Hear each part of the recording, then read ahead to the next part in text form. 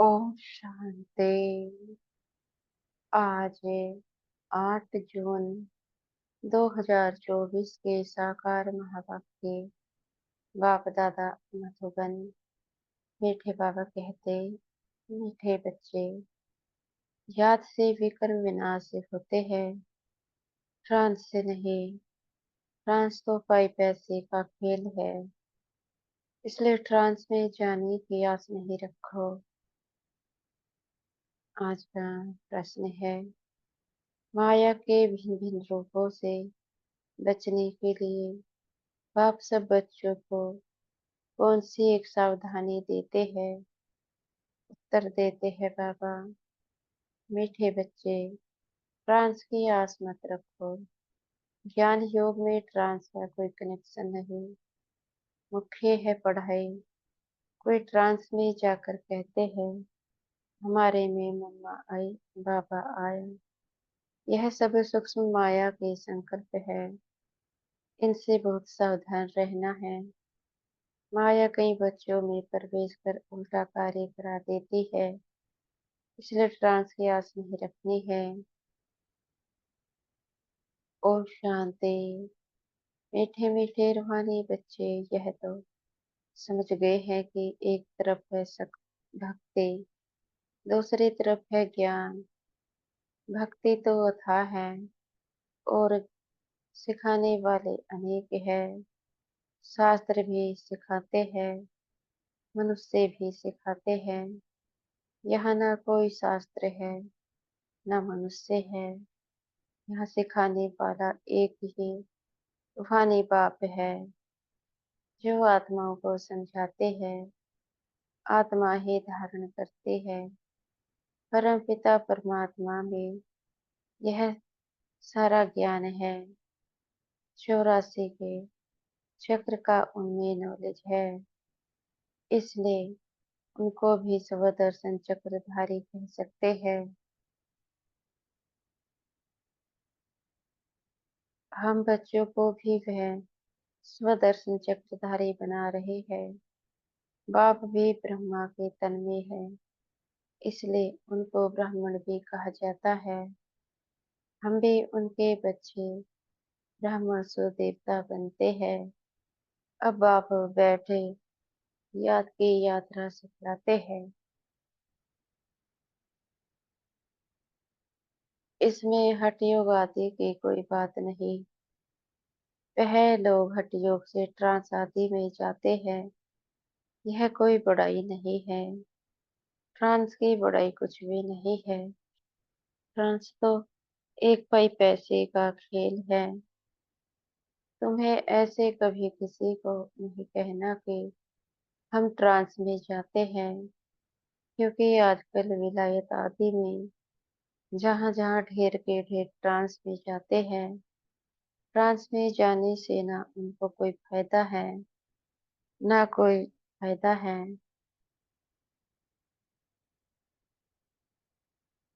बाबा ने समझ दी है, ट्रांस में ना तो याद की यात्रा है, ना ज्ञान है। ध्यान अथवा ट्रांस वाला कभी कुछ भी नहीं सुनेगा, ना कोई पाप भस्म होंगे। ट्रांस का महत्व कुछ भी नहीं है।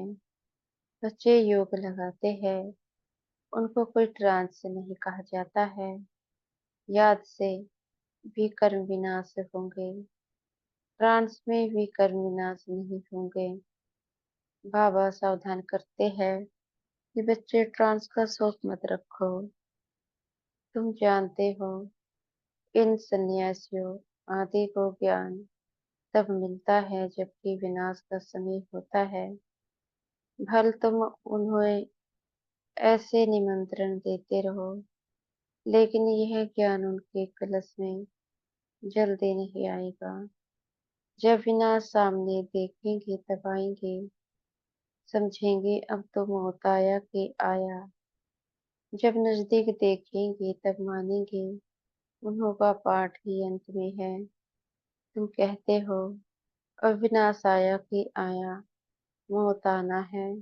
वह समझते हैं, इन्हों के यह गपोड़े है।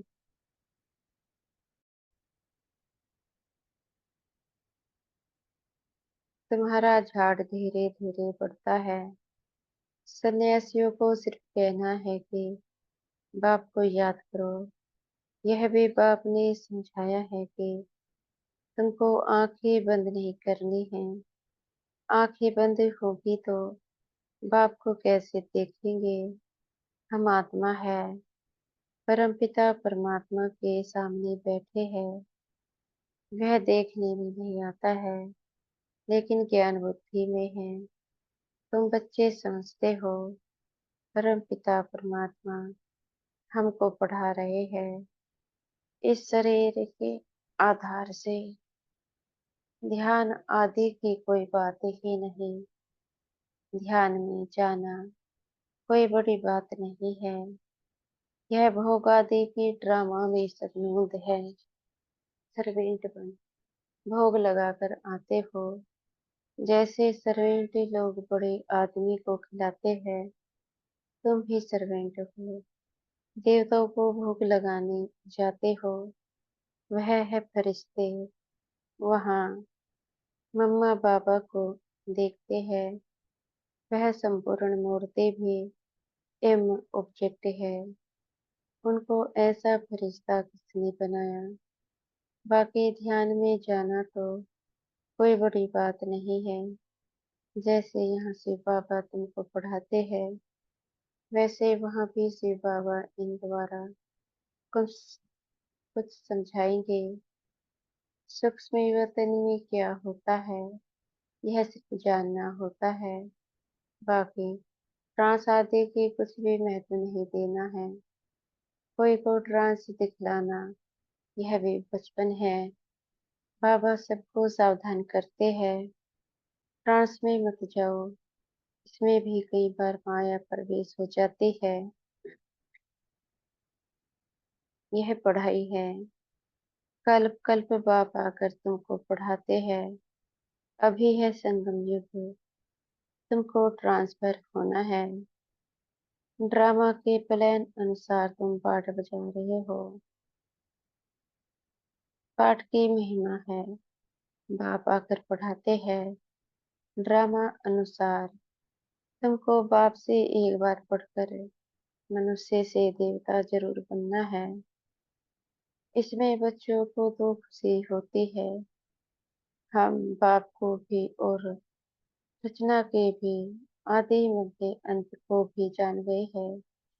बाप की शिक्षा पाकर बहुत हर्षित होना चाहिए।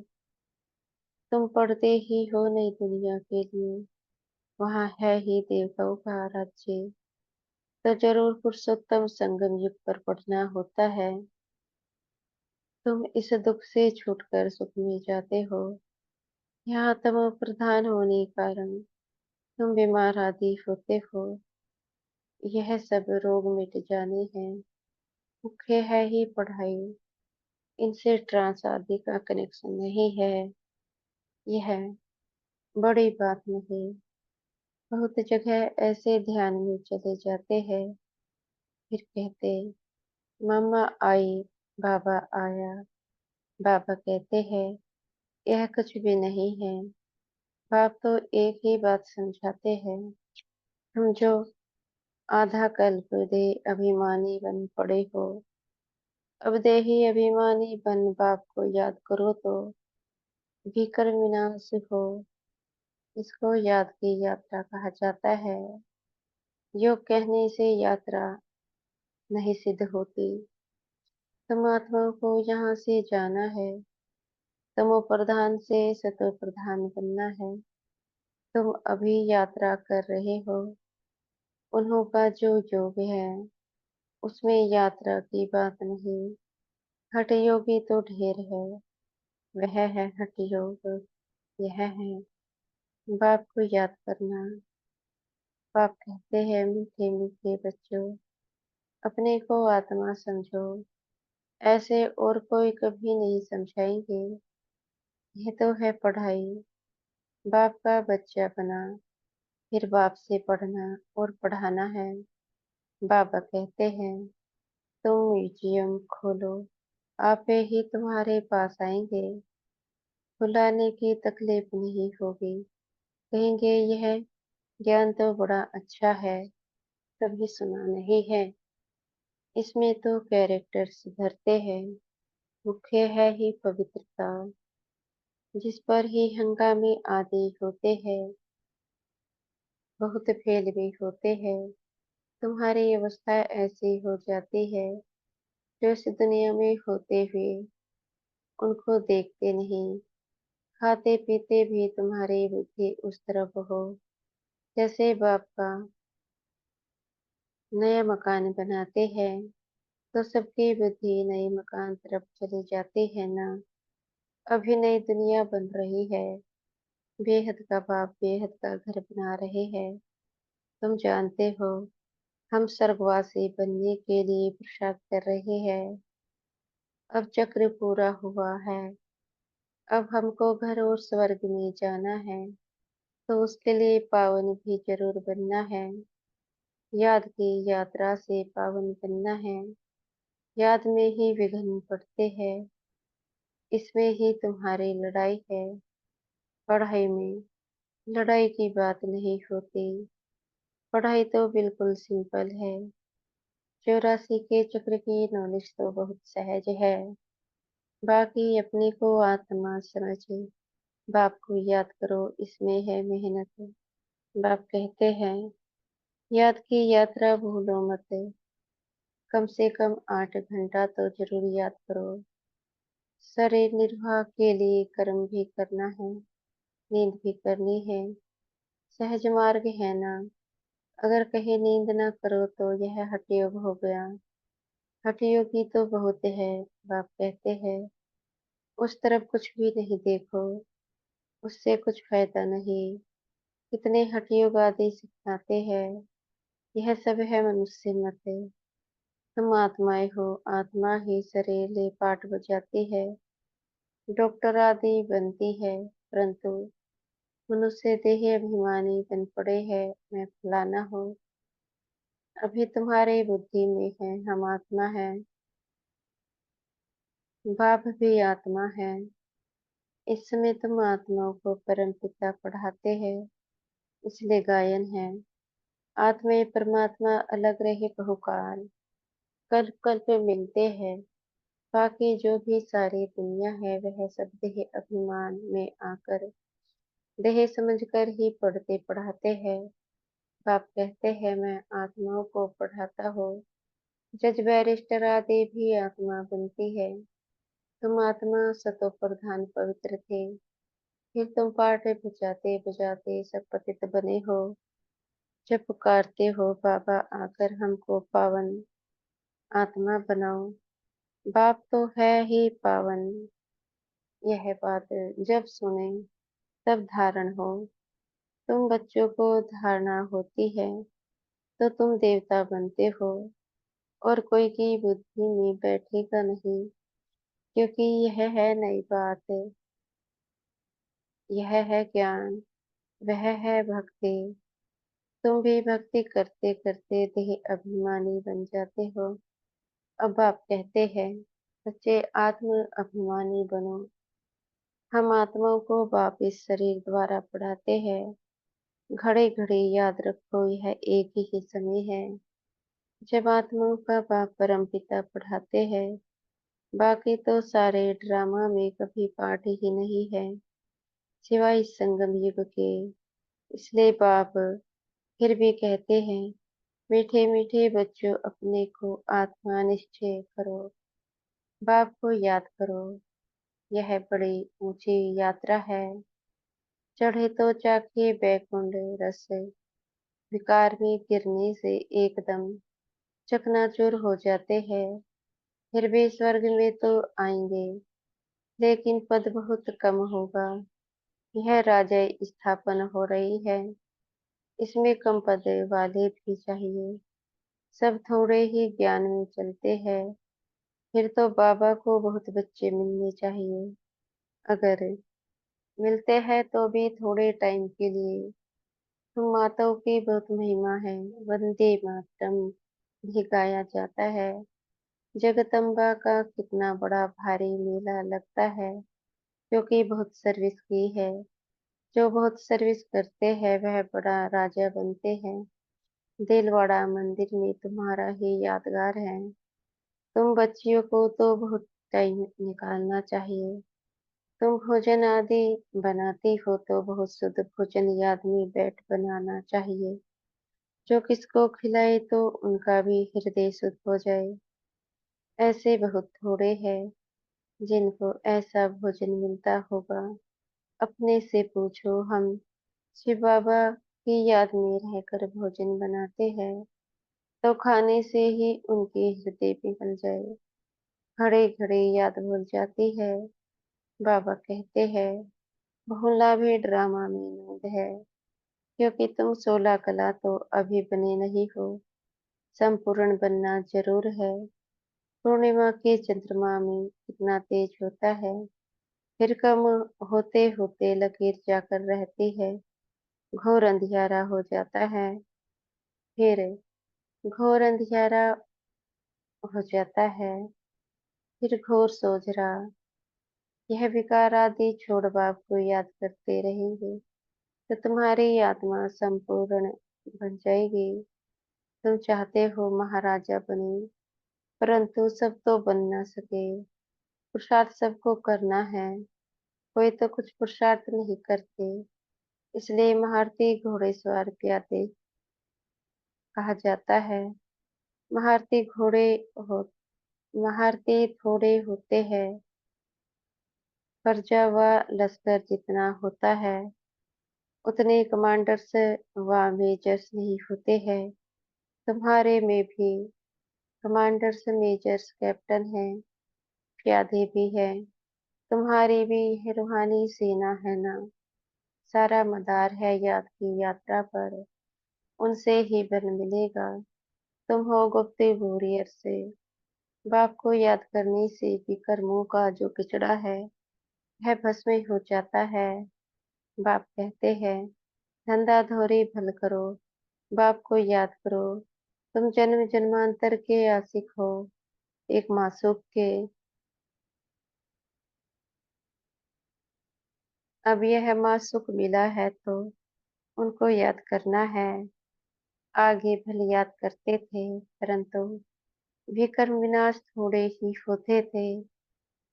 बाप ने बताया है, तुमको यहाँ तमो प्रधान से सतो प्रधान बनाना है। आत्मा को ही बनना है। आत्मा ही मेहनत कर रही है। इसी जन्म में तुम्हें जन्म जन्मांतर की मैल को उतारना है। यह है मृत्यु लोक का अंतिम जन्म। फिर जाना है अमर लोक में।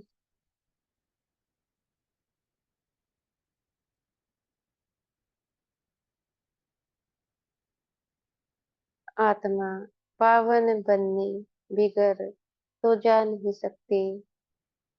सबको अपना अपना हिसाब किताब चुकतो करके जाना है। अगर सजाए खाकर जाएंगे तो पद कम हो जाएगा। जो सजा नहीं खाते हैं वह सिर्फ माला के 8 दाने कहे जाते हैं। 9 रत्नों की ही अंगूठी आदि बनती है।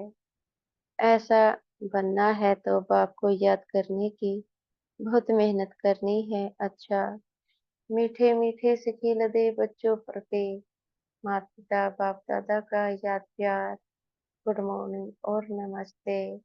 हम रूहानी बच्चों के भी प्यारे मीठे बाप दादाजी को याद प्यार, गुड मॉर्निंग और नमस्ते। धारणा के लिए मुख्य सार। पहला पॉइंट है, संगम युग पर स्वयं को ट्रांसफर करना है। पढ़ाई और पवित्रता की धारणा से अपने कैरेक्टर सुधारने हैं। फ्रांस आदि का शौक नहीं रखना है। दूसरा है, शरीर निर्वाह अर्थ कर्म भी करना है, नींद भी करनी है, हठयोग नहीं है। लेकिन याद की यात्रा को कभी भूलना नहीं है। योग युक्त होकर ऐसा शुद्ध भोजन बनाओ और खिलाओ जो खाने वाले का हृदय शुद्ध हो जाए। आज का वरदान है, हमारे सतगुरु जी हमें आज का वरदान दे रहे हैं, अपने सूक्ष्म शक्तियों पर विजयी बनने वाले राजऋषि स्वराज्य अधिकारी आत्मा भव। अपने सूक्ष्म शक्तियों पर विजयी बनने वाले राजयोगी स्वराज्य अधिकारी आत्मा भव। कर्मेंद्रिय जीत बनना तो सहज है, लेकिन मन बुद्धि संस्कार इन सूक्ष्म शक्तियों पर विजयी बनना यह सूक्ष्म अभ्यास है। किस समय जो संकल्प जो संस्कार इमर्ज करने चाहे वही संकल्प वही संस्कार सहज अपना सके, इसको कहते हैं सूक्ष्म शक्तियों पर विजय अर्थात राजऋषि स्थिति। अगर संकल्प शक्ति को ऑर्डर करो कि अभी अभी एकाग्रचित हो जाओ, तो राजा का ऑर्डर उसी घड़ी उसी प्रकार से मानना यही है राज्य अधिकार की निशानी। इसे अभ्यास से अंतिम पेपर में पास होंगे। आज का स्लोगन है, सेवाओं से जो दुआएं मिलती है यही सबसे बड़ी देन है। सेवाओं से जो दुआएं मिलती है यही सबसे